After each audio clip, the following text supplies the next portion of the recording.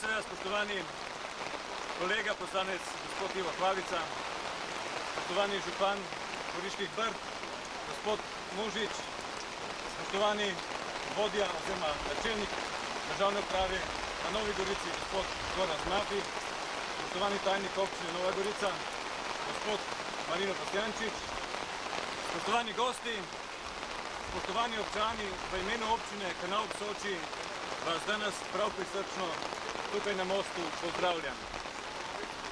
Žal takšnega vremena, kot ga imamo, nismo naročili, ampak je tudi tako prav. Jaz verjamem, da bo to toliko bolj pripomoglo, da bo most trden in trajen.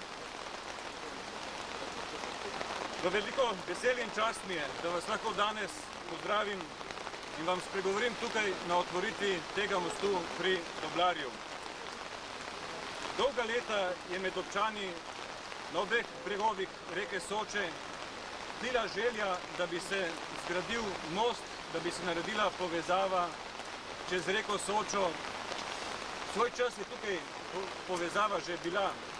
Bil je zgrajen most in imeli smo nekoliko navzdol tudi pašarelo čez reko Sočo, vendar danes tako vidite le še ostanke teh mostov in zadnja desetletja tukaj v tem predelu reke Soče ni bilo mostu čez reko Sočo. Vse od mosta na Soči pa do kanala ni mostu in ni prehoda čez reko Sočo. To je do danes in danes smo na tem, da otvorimo nov most tudi tukaj pri Doblarju čez reko Sočo. Za našo občino je zgraditev tega mosta izrednega pomena. Povezal bo naše kraje med seboj, povezal bo naše ljudi, naše občane med seboj in seveda bo predvsem pomemben ta most za kraje, kot so Avče, Levpa, Kal nad Kanalom, saj bo ta most te kraje še dodatno odprl v svet.